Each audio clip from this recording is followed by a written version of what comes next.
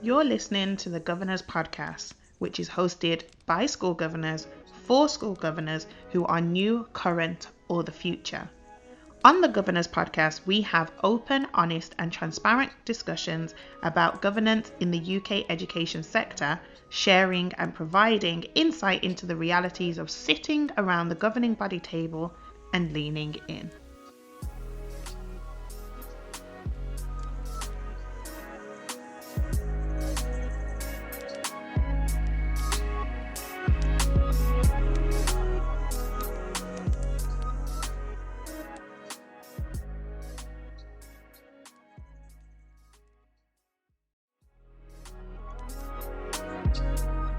Hello, I'm Sharon Warmington and I support schools and academies as a governor, governance practitioner and a clerk. I'm also the CEO of the National Black Governors Network, supporting the education sector in diversifying their governing boards. And it's Olivia Hinds here, an under 30, unapologetically black female who is changing the face and space of school governance. And you're listening to the Governor's Podcast.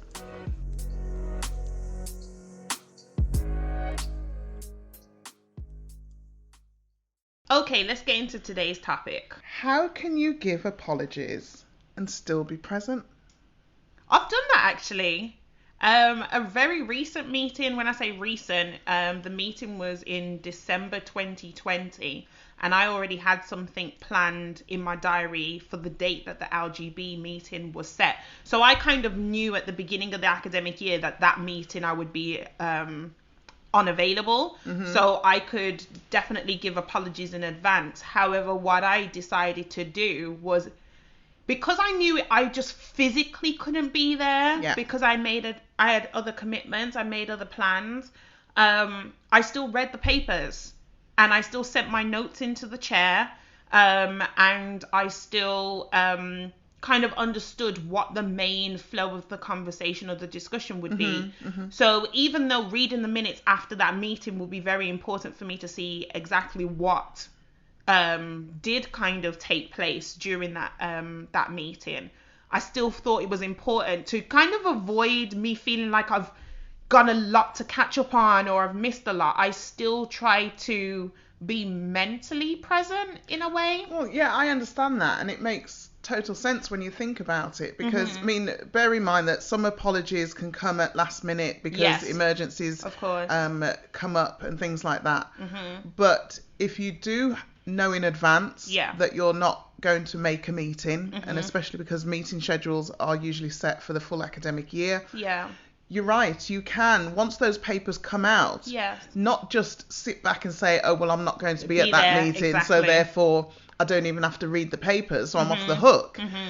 I think you still have a level of responsibility definitely to read them and make any comments if any decisions are to be made, whether it's from the minutes of the meeting or to policies, so standard items as well as any big items.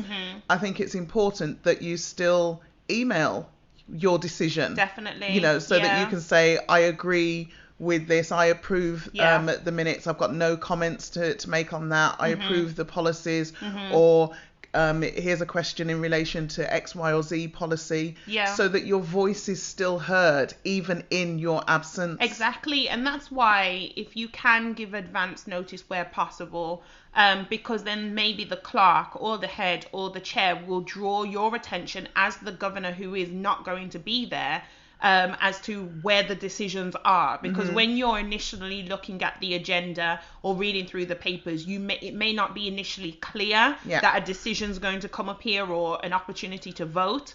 But if you can let someone know that you're not going to be there, then they can say, oh, can you at least let us know what your decision would be on this particular area, so they can help with that. I think it also helps when the meeting then starts and you have the whole welcome, apologies and things like that, that you're acknowledged in the minutes as someone who did send in their apologies, because if you don't send your apologies and you're not there, you're absent. You're absent, and exactly, you're absent. And I, as clerk, I get governors sending me their apologies, after the meeting has finished, days later, and I'm thinking, okay, I appreciate that you've let me know, but I can't rewrite history and go back and well, that's what I'd be doing. Yeah. I'd be changing you from an absent to an apology, which I can't do because at the time of the meeting, I hadn't received your apologies. Yes. And so therefore, you're absent. It's just courtesy, really. And again, I should say that it does depend on circumstances absolutely. And level of emergency and things like that. And you understand, I don't know, if someone's rushed into a hospital, the last thing you're thinking about is the meetings that you've missed or something. Absolutely. But that's why we just say where possible. So I guess one of my questions would be, because it's something that I have heard, just as a fleeting comment, nothing really major, but can apologies ever not be accepted? I've wondered this because I've heard it in passing. It's a very sticky one, and I'm going to speak from my opinion as a clerk, because the dangers of just automatically accepting apologies could lead to a situation where you're carrying dead weight. Okay. And so do you mean if people are sending apologies in regularly? And they're just accepted. Right, okay. And it's almost like okay, we accept the apologies. I have had this discussion with my local authority, who says that it should be written in the minutes that apologies are accepted. Okay. My argument with that, and I honestly, you know, if somebody out there can let me know if it's written in the regulations or not, because I don't know. My argument with that is, as I've said, you can automatically just accept apologies forever and a day. At what point do you say, okay, we're not accepting apologies? Or we really need to look at, if it's a person who... If it's a genuine apology. Or if it's a person who's usually there and engaged, and for this one meeting, they've sent an apology, so it's not common practice, it's not a pattern, then I guess in that instance you would accept it, because that governor is there and really taking their role and responsibility seriously. But if it's someone you just know, you almost know before the meeting happens, they're not going to be there. And one of the things, the reason why I have a problem with it is because I remember joining a governing body as clerk, and one of the things that I do as standard as part of my governance practice is that of joining a new school or an academy, I always read the previous minutes of every meeting in the previous academic year. Irrespective of what point I join that governing body. Right, okay. I usually try and join a governing body at the beginning of the academic year to make it easier, just mentally for me to get on board. But I always read at least the last 4 or 5 sets of minutes. Wow. And that's as clerk as well, but I guess it gives you an idea of how things are minuted. Right. Not only that, it gives me a feel, I call it getting under the skin of the organisation. I hear you. And I do it in business, but I especially do it in terms of governance. I want to get to know that organisation, because no two schools are the same. Yes, of course. Even if they're in the same multi-academy trust or whatever, no two schools operate the same. 100%. There's a different feel and energy in each school. So this particular school, as I was reading the minutes and mentally noting the names of the governors, I noticed the same name coming up with apologies. Wow. And when I then started to note it down, I almost did like a mini review of the governance. And isn't a tally taken? Well, yes. Yeah. Okay. But I took it myself, sort of informally, and I noticed that this particular governor hadn't attended any meetings in the previous academic year. Wow. Not one. And this was a school that had no committee structure. Okay. So it was they were monthly governing body meetings. So those are the only commitments, so you're talking about 10 to 12 meetings. Oh, right, okay. For the entire year. Okay. And they missed every one. Hold on, when you say no committee structure, there was no committees. But they're still having 10 meetings across. Because it was just the governing body. It was the full governing body meeting. Oh, and it was monthly. It worked really well actually. Okay. It's the first time I'd seen it, but it worked really well. Okay. But this particular governor. That's how many they missed. Yes. Sorry, I'm just doing all the calculations now. They missed every single one, and there were some that were down as absent, right, and some that were down as apologies. Do you know what part of the term? This is obviously a while back, but do you remember how long they had been a governor at that school? Like, were they new? A long time. They were probably like a veteran kind of governor. It was. I think they'd been there about 3 terms or something. Wow. It was a long time. Okay. But to me, it stuck out like a sore thumb. It would do. And there was no mention of it in the minutes in terms of, the governor being absent due to ill health or emergency or anything like that. There was nothing like that. How to justify this level of absence. So I contacted the chair and said, what's happening about this? Mm-hmm. And it was almost like, dunno. And I thought, well, this isn't, because at the end of the day, you've got a vacancy. Mm-hmm. You've really got a vacancy. Because whatever that governor brought to the table or was doing, whatever additional roles they had, by them not being present, you're still missing. You've got a gap, skills gap. You've got a vacancy, but you can't filter it because somebody's name is there. The name, literally just the name, just the nobody. Name is there. So I started a process of writing to this governor to say, we understand that, governing is a lot of time and all that kind of stuff and everything, but can you let us know? And I put a deadline date in there. Yes. Can you let us know by X date whether you wish to continue or not? No response. Wow. Then it was then a case of, okay, under article whatever of the Memonarts, because it was an academy. Yeah. Absence, it clearly said absence for 3 meetings over any 6 or 6 months. So it was clear in the Memonarts, but nobody had enacted it. Wow. And that's the problem when you've got poor governance. Yes, because you've got it written in policy, it's there. But nobody's monitoring it. Yeah, exactly. So you've got the accountability, but the accountability is inactive. Yeah. That doesn't. So it doesn't. Make sense. And going back to the accepting apologies issue, the way I write it in my minutes is that apologies were noted. Right. Okay. And if governors say apologies have been accepted, then I will write accepted. Minute it that way. But if there is no mention of acceptance, it's just been noted. Then it's been noted.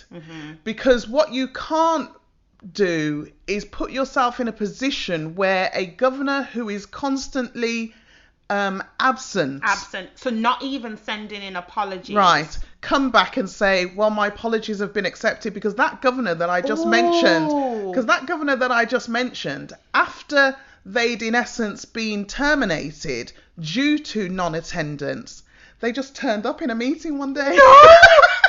Drama around the governing body table. Yeah, they just walked in the door. And me being a new clerk, I had no idea who this person was. But the chair immediately recognised who it was and jumped out of their seat to sort of intercept this governor. Be like, you can't be here because anything we speak about is confidential to the people who... that's crazy. That's something like that has happened. I've been a part of a school where I've been a governor there for 18 months. And then we were having an LGB meeting. And obviously people come in. This is when face-to-face meetings were taking place. And people come in and they settle down and stuff. And I saw this face where I was like, hold on. I don't know who this is. And when the meeting commenced, they weren't introduced as a new governor. If it's a new face, you think maybe it's a new governor and you sit round the table and, you do the introductions just to help that new governor settle in. But it seems like the chair and other governors, fellow governors, knew who this person was. I had been there 18 months and didn't know. And I didn't know who this person was. And his body language was just a case of quite like he was very leaning back in his chair. Casual, very comfortable. Very comfortable, very casual. And then every now and again he'll say something, and I'll be like, how are you coming in with attitude? And I'm not seeing Who are you? Literally, who are you? And then I think that was the only time I'd ever saw him. The crazy thing is, I had seen his name on the list of governors, so I knew he had been there for a while. So I guess that's a clear example of a governor, very much like what you're saying, of a governor who's quite inactive, doesn't really attend or only attends the minimum, doesn't really engage that much in meetings unless it's for their own self something. And then it's just like, who are you? Other governors are around the table going, who are you? Yeah. Where did you come from? What do you do? What are you? Why are you here? Why are you here? What do you bring? Having said that, the question was, how can you be present whilst giving apologies? Yes. If we flip it, Okay. how can you be present and absent at the same time? You know. Because that is a classic case of being around the table, occupying the space, but not contributing in any way, shape or form. And that is dangerous. In a way, I think that's worse. I think that's worse than actually not being physically present. Absolutely. If you're physically in the room and around the table and have the audacity to have your name down as the list of governors, but you don't say anything and you don't do anything, then I think you're absent. You're in a relationship where you're taking, but you're not prepared to give anything. And I think that's very unhealthy, and it's very unfair. Consuming but not contributing. Literally that. And I think people should really, and when I say people, I'm talking about governors, the head of governors, the clerks, the governance professionals, the chair, the head, should really look at how we hold each other accountable. And it should be okay for someone to voice if they haven't seen a governor over a series of meetings and no apologies have been received, and no other person knows that there's something, because maybe it's communicated to the chair confidentially or to the head, but it should be something that is discussed maybe towards the end of an academic year. In that final LGB meeting, you do a review. Well, that is exactly why it's important to have a review of governance, some checkpoint, because you need somebody. If you're so caught up in the day-to-day of it, then that's why having an external review of governance helps, because somebody who has the experience and skills of doing that external review knows what to look for. Exactly. But because we have, say, termly meetings, we don't always recognise that somebody is absent for the 6th time in a row kind of thing. And that's why I say we can get quite comfortable with just accepting apologies. Yeah. And I'm happy to take, as I said, feedback or different opinions. If I've got it wrong, I hold my hands up. But I don't recall reading anywhere that says it has to be minuted that all apologies are accepted. Because my argument or pushback against that would be, yes, you can say that governors don't accept apologies. Yeah. But how many governors really are going to sit around the table and say, oh, we've had apologies from so-and-so, but we don't accept them? Yeah, it's so true. Do you know what I mean? Yeah. Who really is going to say that? Yeah. That it's an automatic nod, even if the chair asks the question, do we accept these apologies? Yeah. Most people are going to say yes. So what are you really saying yes to? Yeah. Are you saying yes to the fact that this person, who everybody knows, is constantly giving apologies for no reason? A lot of the times they don't even give a reason. Sometimes they're so casual, it's like, oh, I can't attend, so I'll just say I'm not coming. But it's like, if that happens on the day, but it's not an emergency. And it's not to say that you have to tell people your business. Absolutely not. And especially if you've got something personal going on. But I think that also comes back down to something we've spoken about before in terms of your engagement as a whole. Yes. So if you're someone who has a link governor role and you communicate with the person inside of the school organization, so with that senior leader, and there's meetings that happen there, or you visit, or you respond to the head's emails about updates, or you have engagement with the chair in between meetings, but it just means that meeting you couldn't attend, then in a way that's what I guess will kind of allow us to accept apologies for a particular meeting. But if you're someone that everyone knows, or key people know, that you are disengaged with almost anything to do with being a governor or the school or the community or whatever your responsibilities are, and then you also do not attend the meetings, that's when you need to think, is this person bringing any value to the discussion? Because that's what you have to look at. Absolutely. And that's why I always say, don't just make the commitment, commit to the commitment you've made, because it's one of the easiest things to become a governor. It really is. When you look at it in the whole scheme of things, it's a very easy thing to become a governor. But committing to becoming a governor or being a governor is a very different thing. And that's why, even though I was a governor, parent governor when you were in school, and I then stepped back from that and was involved in clerking for many years. It was only recently I became a governor again, just a year ago.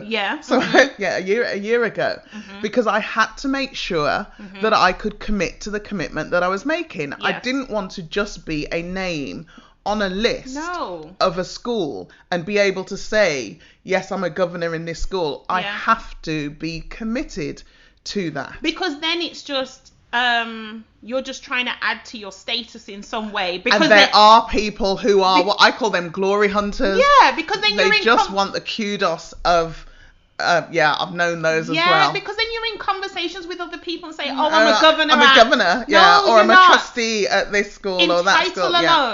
In title alone. But there are people who do that. I know, and it's quite sad. It's really bad, actually, because that's not what you're there for. And people will have more respect for you if you say, you know what, my capacity doesn't allow me to continue right now, so unfortunately I need to step down. Things change. You know, you can't know now what things are going to be like in 12, 24 months time. So, but if your circumstance does change during that time, like I had a recent governor, an LA governor in one of my schools who was starting a course that clashed with the meeting dates and asked if they could take a year out.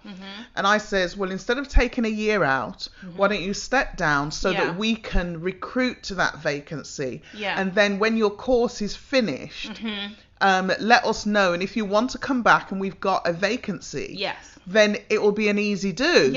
You know, rather than taking that space where I would rather, as a governor and as a clerk, I would rather carry a vacancy, a true vacancy, than have somebody occupy that place, but not occupy that place. Not really being it. Not being there. So then, takeaway? You know what I'm going to ask you. So what is your takeaway? My takeaway isn't that, actually. My takeaway is, if you are present, be present. I think you've taken mine.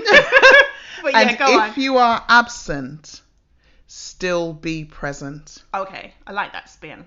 I like that spin.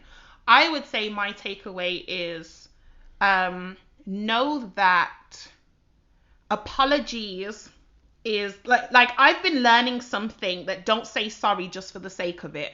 Know why you're saying sorry, or don't say sorry at all. So I'm actually learning to say sorry less and more a case of show gratitude in like replacement. So rather than me just say I'm sorry for showing up late, thank you for waiting for me. This is the kind of thing that I'm practicing, putting a different energy out there in the space. So that's why when my approach to apologies, I mean that apology that I gave you an example of right at the beginning of when we started this discussion, I think that was the first apology I'd ever done. So for me, I just wanted to do it right. I didn't want people to turn up to the meeting and say, oh, Olivia's just not here. Like, you know, but the chair knows. Olivia sent me an email with like 20 bullet points to show me that she read it and her full annotated notes and everything. So I think when it comes to apologies, really think about what you're apologizing for. Yeah. Yeah. And that would be my final point. What are you apologizing for? Because then you think about, do I really want to send an apology, or can I really attend? I may turn up a little bit late, so therefore that's what you say. I may be a bit delayed, but you're not prepared to miss the entire meeting. Or when you send an apology, you can say why, or even just give a brief reason, or you still read the papers, even if you cannot communicate. I think that's the important thing. Even if you cannot communicate exactly why you cannot be there, read the papers, or show that you've engaged in the information that was sent out, because that's sent out a week before. So your likelihood that you're absent on both of those occasions for the 7 days before and the meeting date is quite unlikely, unless it's a special situation. So I would say be very aware of what you're apologizing for.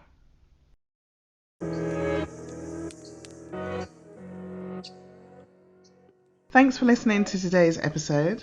Please rate, review and subscribe. If you know someone who's interested in becoming a governor, please share this podcast with them.